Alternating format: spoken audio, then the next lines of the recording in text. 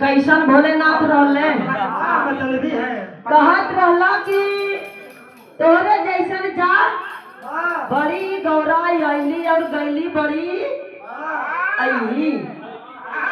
ऐ सुना, जब तक गौरा आपका ध्यान लगाए रही, पूजा करत रही कि भोलेनाथ मिल जा हमके, तब तक चाहे गौरा का लाइन लग जाए।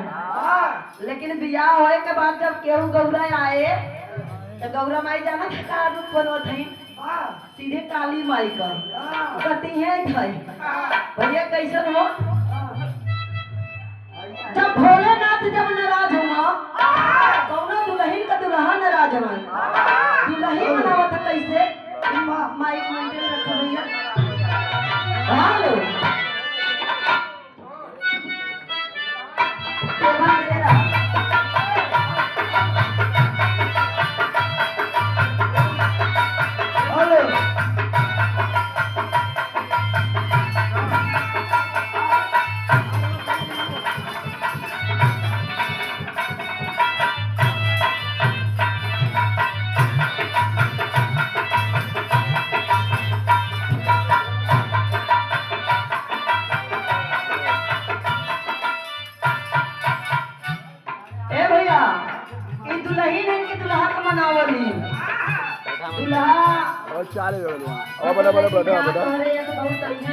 लेकिन मनावत कैसे है?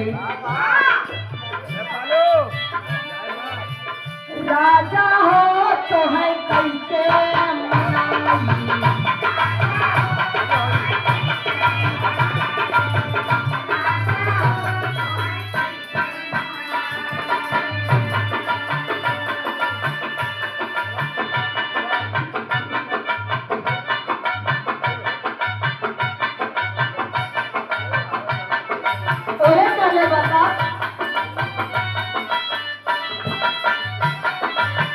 राजा हो तो है कैसे मनाई।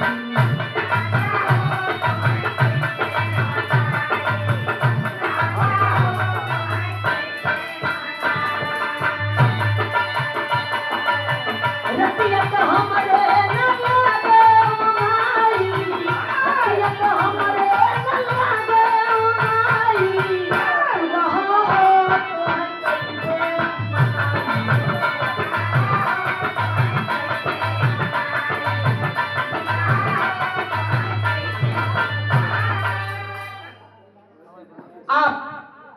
बड़े भैया पुरुषों खरकलीपुर के धरती से आपकी तरफ से 50 रुपये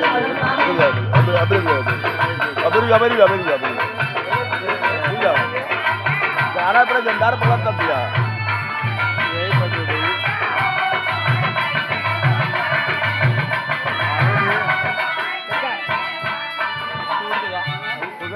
और कहले बा पितल का चपनवा हो आई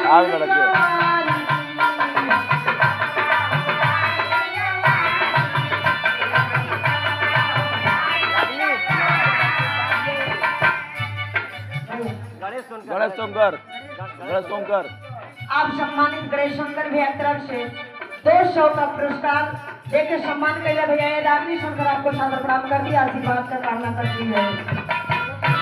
बचपनवा हो आई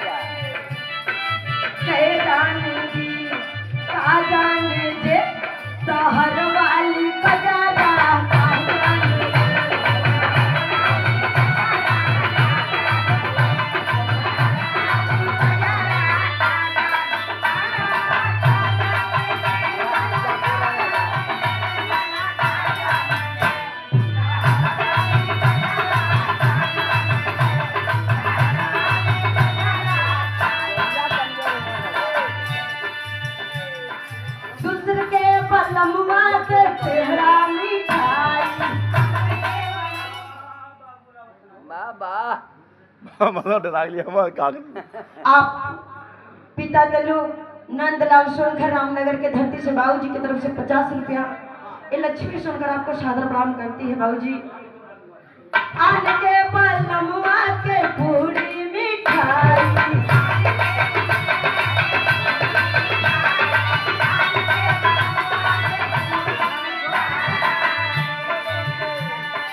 अपने पलम पे भेजा रे बदला जानी रे जानी रे सहर वाली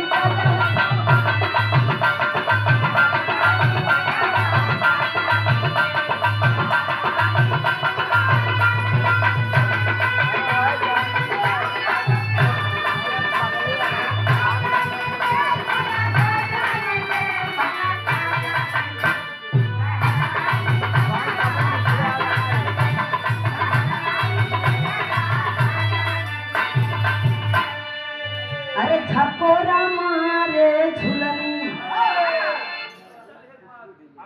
आप सम्मानित मोहित खुशबू डीजे वाले भैया की तरफ से बड़ा सुंदर आपका बाजा हुआ 50 रुपया का पुरस्कार।